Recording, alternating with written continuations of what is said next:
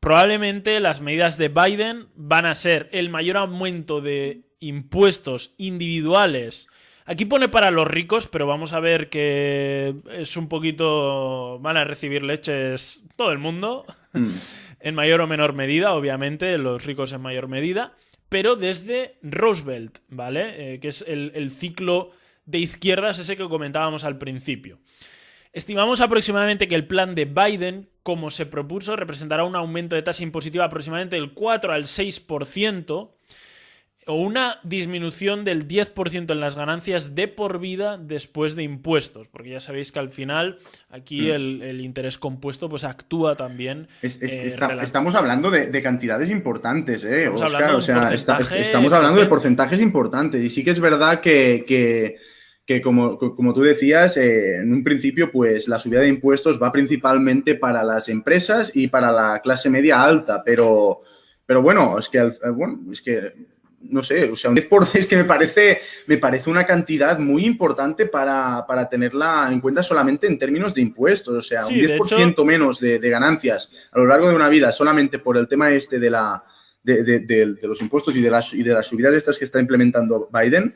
Hostia, es de hecho pasta. volveríamos a cifras que se empiezan a acercar las cifras de la Primera Guerra Mundial. Cuando hay guerras mundiales o cuando ha habido guerras mundiales ha habido subidas de impuestos muy fuertes porque al final el gobierno pasa a tener un gasto importantísimo en todo lo que es armamento, en todo lo que es, vamos a decir, lo que hoy en día llamamos defensa, ¿no? En militarizar a los civiles, entrenarles, darles la comida y todo lo que hace falta y todos las construcciones militares que hace falta a nivel de infraestructura y a nivel de transporte, de armas, de todo ese tipo de cosas. Entonces podemos ver que el pico de impuestos es después de la Segunda Guerra Mundial, ¿no? Donde se gasta muchísimo dinero, se quedan, vamos a decir, por hacer un resumen también de lo que nos contaba aquí, ¿no? Estados Unidos se queda pues peladísimo y ahí se empiezan a tomar diferentes medidas llegando a impuestos, fijaros, cercanos al 80%, y en este caso hay que tener en cuenta que esto es no para todo el mundo, sino que estamos hablando del tope, ¿no? Del impuesto máximo. Igual aquí que en España tenemos 50 o 50 y pico por ciento de tipo impositivo máximo dependiendo de la comunidad autónoma, pues aquí llegó a haber un tipo máximo de 80, que obviamente una persona que ganara poco no pagaba 80.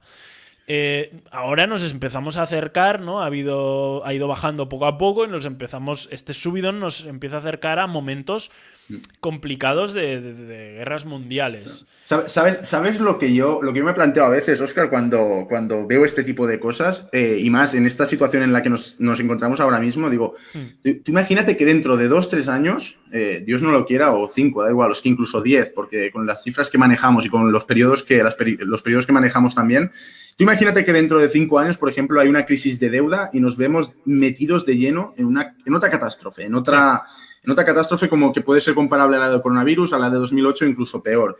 Claro, es que hemos gastado, al menos en el caso de Estados Unidos, hablando de ellos ahora, han gastado prácticamente todas o muchas, o el 90% de las armas que tienen para combatir esto. Porque claro, ¿qué vas a hacer? ¿Vas a seguir subiendo impuestos? ¿Vas a seguir ahogando a las personas?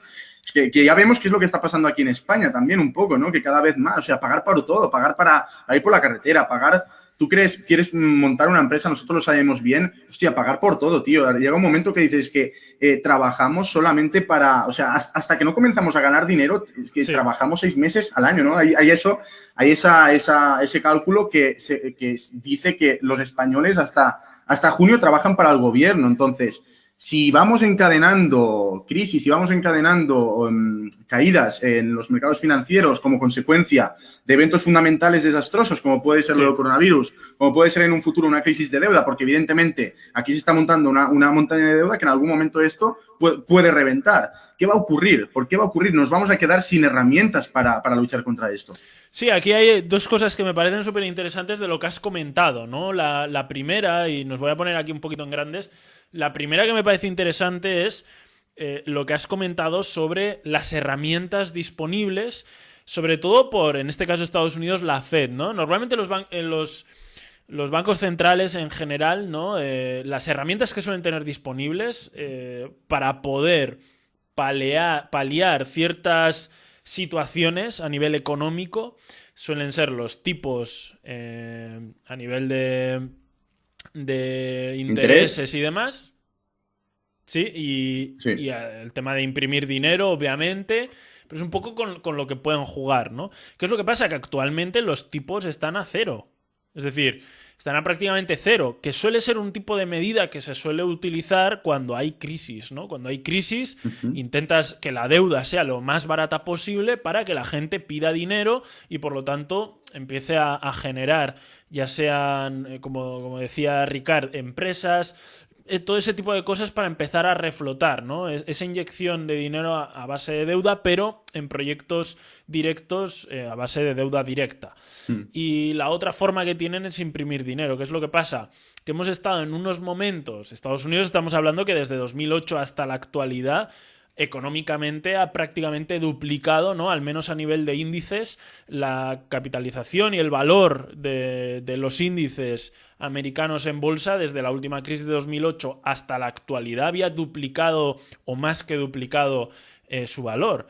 Sin embargo, aquí en España lo que ha ocurrido es básicamente todo lo contrario, ¿no? Exactamente. Desde 2008 hasta la actualidad no ha habido ningún tipo de crecimiento, ni tanto a nivel económico ni a nivel del propio índice IBEX.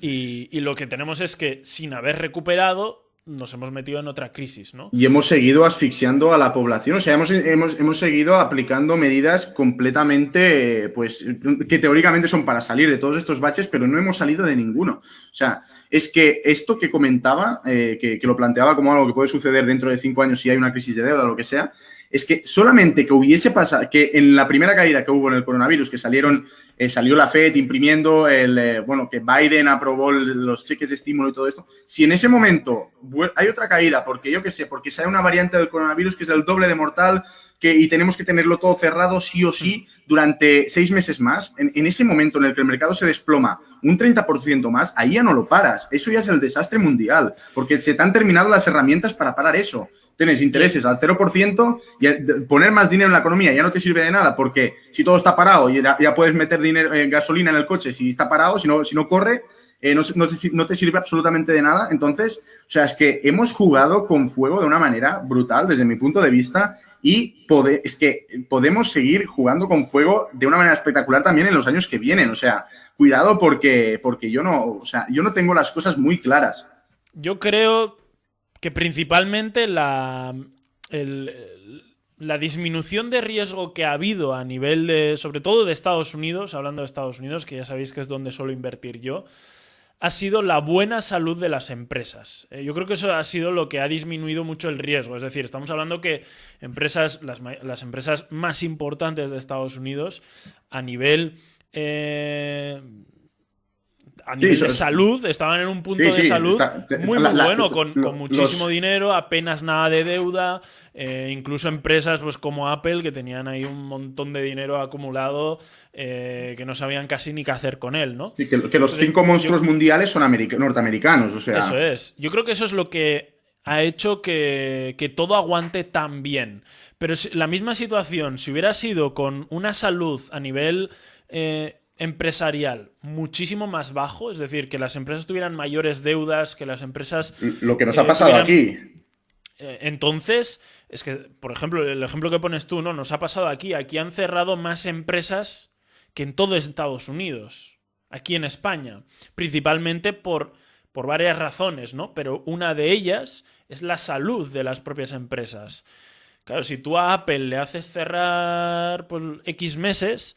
con todo el capital que tienen y la poca deuda que tienen, básicamente casi no tienen ningún problema en ese sentido, ¿no? O sea, tendrían el dinero suficiente como para estar cerrados durante X meses, seguir pagando a todos sus trabajadores, seguir asumando costes porque tienen una cantidad de liquidez muy potente. Pero es algo que, por ejemplo, a un bar no le pasa. Y por eso ese tipo de negocios han tenido que cerrar y se han visto más afectados, ¿no? Entonces, importante tenerlo en cuenta también... Pero sí que es importante lo que comentabas tú, Ricard, de que poco a poco, según se vaya recuperando las cosas en Estados Unidos, que la Fed vaya recuperando esos mecanismos que tiene para los momentos malos. Es decir, pues la famosa charla el otro día de Yellen de las subidas de tipos, sabemos que es algo que se tiene que hacer, sabemos que es algo que tienen programado hacer, de hecho para 2023-2024, pero claro, lo que pasa es que Yellen salió, se calentó y lo dijo cuando no había que decirlo. Claro, claro. Pero sí que es cierto que esos tipos de interés, pues no por la economía en sí, sino para tener herramientas en el futuro. Si la economía americana empieza a despegar, sí que deberían poco a poco, sin que se vaya enterando el mercado casi, con subidas muy paulatinas, muy pequeñas, pues ir subiéndolas y tener esa herramienta que bien decías tú, que cuando haya un momento de debilidad, pues poder decir, mira, bajamos tipos y